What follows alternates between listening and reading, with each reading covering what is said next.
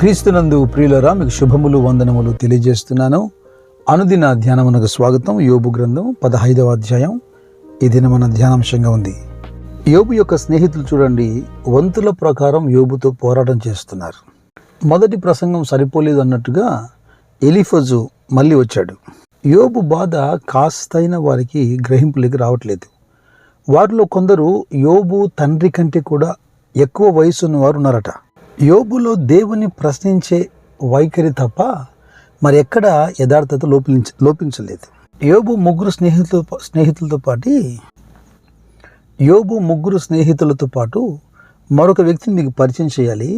యోబు గ్రంథం 32వ అధ్యాయంలో ఎలీహు అనే వ్యక్తి మనకు కనబడతాడు. ఇతడు తక్కిన వారి కంటే వయసులో చిన్నవాడని, పెద్దవారికి గౌరవం ఇస్తూ వారు మాట్లాడుతున్నప్పుడు మౌనంగా ఉన్నాడు. ఎప్పుడైతే యోబు యథార్థత నీతి కలిగి ఉన్నాడు, ఇక మనం మాట్లాడి వెడతాము అని గ్రహించి ఆ స్నేహితులు మౌనంగా ఉన్నారో, ఎలీహు ఒక మంచి మాట మాట్లాడి చూడండి. వృద్ధాప్యము మాట్లాడదగును, అధిక సంఖ్య గల ఏండ్లు జ్ఞానము బోధింపదగునని నేను అనుకుంటుని. నేను నరులలో ఆత్మ ఒకటి ఉన్నది, సర్వశక్తుడగు దేవుని ఊపిరి వారికి వివేచన కలుగజేయును. వృద్ధులు మాత్రమే జ్ఞానవంతులు కారు, బహు వయసు గలవారు ఒకప్పుడు న్యాయము తెలిసిన వారు కారు. కావున నేను నా మాట అంగీకరించుడని మనవి చేసుకొనుచున్నాను. నేను సహితము నా తాత్పర్యము తెలుపుదును. లౌకిక జ్ఞానము అభ్యాసమును బట్టో వయసును బట్టో పెరుగుతుందేమో, కానీ దైవిక జ్ఞానం అనేది యెహోవా యందలి భయభక్తుల ద్వారా కలుగుతుంది. ఆ మాటకొస్తే యేసుక్రీస్తును ఎరిగి ఉండుటయే జ్ఞానం అంటాడు పౌలు. ఈ యోబు స్నేహితుల మాటలు చూస్తుంటే పండితుల మధ్యలో ఏదో పోటీ పెట్టినట్టుగా నేను జ్ఞానిని అని ఒకరితో ఒకరు వాదించుకుంటున్నారు చూడండి. ఏదేమైనా యోబు స్నేహితుల తాత్పర్యం ఒకటే. ఒకడు మిక్కిలి శ్రమ అనుభవిస్తున్నాడంటే వాడు ఖచ్చితంగా ఏదో రకమైన పాపంలో ఉన్నాడు అని ఒకే కోణంలో ఆలోచిస్తున్నారు. అంత మాత్రం కాకుండా యోబు స్నేహితుల మాటల్లో యోబుకు సంబంధించని అనేక సత్యాలైతే దాగి ఉన్నాయి. 15వ అధ్యాయంలోని 5వ వాక్యాన్ని మీరు గమనించండి. ఎలీఫజ్ అంటున్నాడు, నీ మాటల వలన నీ పాపము తెలియబడుచున్నది. ఇందాక నేను చెప్పాను కదా, యోబుకు సంబంధించని అనేకమైన సత్యాలు ఉన్నాయని. ఈ మాట కూడా ఆ కోవకు చెందుతుంది. లూకా సువార్త 19వ అధ్యాయంలో తలాంతుల ఉపమానములు మనం చూస్తున్నప్పుడు, ఒక మీనా పొందినవాడు నీవు పెట్టని దానిని ఎత్తుకొని వాడవు, విత్తని దానిని కోయివాడవు గనుక నీకు భయపడి నీవిచ్చిన ఈ ఒక్క మీనాను రుమాలు కట్టి ఉంచి తిని అని చెబుతున్నాడు. అందుకు వాడితో యజమానుడు చెబుతున్న మాట చూడండి, చెడ్డదాసుడా, నీ నోటి మాటను బట్టి నీకు తీర్పు తీర్చుదును. ఈ రోజుల్లో చాలామంది నోటి మాట ద్వారానే పట్టుబడుతున్నారు. ఓ దైవజనుడు అన్నాడు, మాట తూటా కంటే ప్రమాదం అని. మీరు మాటల విషయంలో ఎవరికి అచ్చి ఉండొద్దు. అందుకే లేఖనం ఉంటుంది, వినుటకు వేగిరపడాలని, మాట్లాడటకు నిదానించాలని. అయితే ఇక్కడ విడ్డూరమైన ఒక మాట వినపడుతుంది. 11వ వచనం చూడండి. దేవుడు సెలవిచ్చినటువంటి ఆదరణ నీకు తేలికగా ఉన్నదా? ఇటు నీతో మృదువుగా పలకబడిన వాక్యము తేలికగా ఉన్నదా అంటున్నాడు ఎలీఫజు. ఇది ఎంత ఆశ్చర్యం కదా. యోబు స్నేహితుల మాటల్లో అధ్యాయాలు కొనసాగుతున్నాయి, మీరు వింటున్నారు కదా. ఎక్కడైనా వారి నోటి మాటల్లో ఆ మృదుత్వం కానీ, ఎక్కడైనా వారి మాటల ద్వారా యోబుకు ఆదరణ కానీ కలిగిందా? వీరి ప్రవర్తన అంతా చెప్పేదొకటి చేసేదొకటి అన్నట్టుగా ఉంది. వారి బోధలకు వారి క్రియలకు ఏమాత్రం పొంతం లేదు. ఇక 14 నుండి 16 వచనాలు మనం చూడాలి.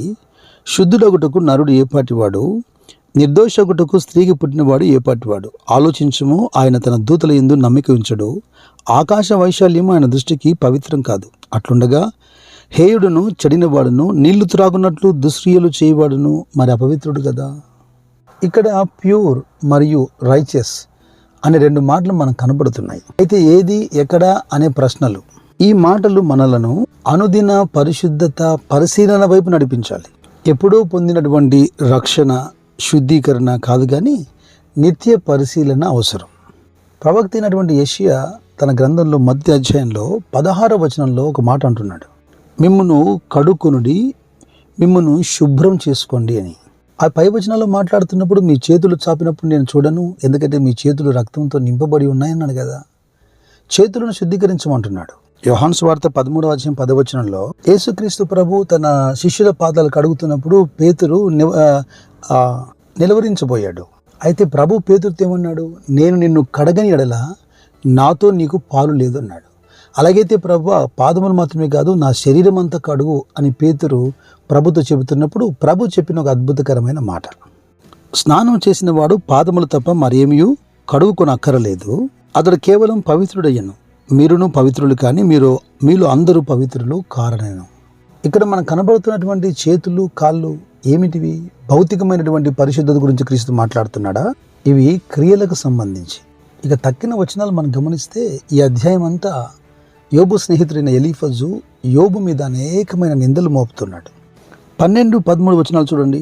నీ హృదయం ఏల కృంగిపోయేను, నీ కన్నులు ఏల ఎర్రబారుచున్నవి, దేవుని పైన నీవేలా ఆగ్రహించుచున్నావు. కయ్యోను దేవుని మీద కోపపడి సహోదరుని మీద కోపపడి ఏమైనా సాధించగలిగాడా? ప్రవక్త అయిన యోనా కూడా విసుగు చిరాకు దేవుని మీద కోపపడి ఏమైనా పొందగలిగాడా? నరుడు దేవుని మీద కోపగించ తగునా? మీరెంత విసుగు చిరాకుల్లో ఉన్నప్పటికీ, శ్రమల మధ్యలో ఉన్నప్పటికీ దేవుని గురించి మాట్లాడుతున్నప్పుడు జాగ్రత్తగా ఉండండి. ఆయన నామమును ఎంత మాత్రమో అపవిత్రపరచొద్దు, వ్యర్థముగా ఉచ్చరించను వద్దు. ఈ యోబునకు తన స్నేహితులకు మధ్యలో ఓ కోర్టులో జరుగుతున్నట్టుగా వాదోపవాదాలు జరుగుతూ ఉన్నాయి. యోబు యొక్క కేసు అంత సులువుగా తిగేట్లేదు. నిష్కారణంగా యోబు స్నేహితులు అనే మాటలంటుంటే యోబు ఖచ్చితంగా అందరికీ జవాబు చెప్పక తప్పదు. మరి యోబు ఈ మాటలకు ఎలీఫజుకు ఏమని ఉత్తరం ఇచ్చాడో రేపటి పాఠంగా 16వ అధ్యాయాన్ని ధ్యానం చేద్దాం. నిర్నిమిత్తముగా ఎవరి మీద మీరు అపవాదు లేదా నిందలు వేయకండి. ఇతరులు మీ మీద నిందలు మోపుతున్నప్పుడు త్వరపడి మీ సహనాన్ని పోగొట్టుకోకండి. ఆత్మఫలములలో ఒకటైన దీర్ఘశాంతము దేవుడు మీకు మెండుగా దయచేయునుగాక. కృప మీకు తోడే మేము నడిపించునుగాక. God bless you.